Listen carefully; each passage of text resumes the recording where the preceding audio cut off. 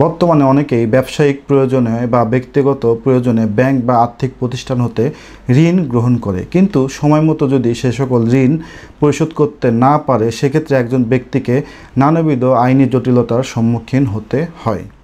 Bank বা আর্থিক প্রতিষ্ঠান সাধারণত দুই ধরনের ঋণ প্রদান করে থাকে। একটি হচ্ছে জামানতযুক্ত ঋণ এবং আরেকটি হচ্ছে জামানত ছাড়া বা জামানত মুক্ত ঋণ।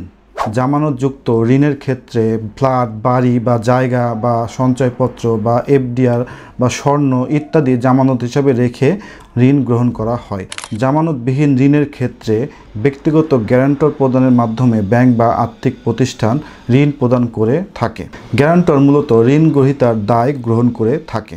এখন প্রশ্ন হচ্ছে যে আপনি ব্যাংক বা আর্থিক প্রতিষ্ঠান থেকে ঋণ গ্রহণ করলেন, কিন্তু আপনি ব্যাংক বা আর্থিক প্রতিষ্ঠানের ঋণ সময়মতো পরিশোধ করতে পারলেন না। এক্ষেত্রে ব্যাংক প্রাথমিক অবস্থায় আপনার বিরুদ্ধে চেক ডিজনারের মামলা দায়ের করে থাকে। ব্যাংক বা আর্থিক প্রতিষ্ঠান যখন আপনাদেরকে ঋণ প্রদান করে তখন ব্যাংক বা আর্থিক প্রতিষ্ঠান জামানত হিসাবে আপনাদের নিকট থেকে এক বা একাধিক চেক রেখে দেয়। আপনি যখন ব্যাংক লোন পরিশোধে ব্যর্থ হন বা আপনি যদি ব্যাংক লোন পরিশোধ না করেন সেক্ষেত্রে ব্যাংক বা আর্থিক প্রতিষ্ঠান আপনার সেই প্রদানকৃত জামানত চেক ব্যাংকে উপস্থাপন করে ডিজনার করে আপনার বিরুদ্ধে চেক ডিজনারের মামলা দায়ের করে থাকে। মনে রাখবেন, চেক ডিজনারের মামলা এক ধরনের একটি ফৌজদারি মামলা।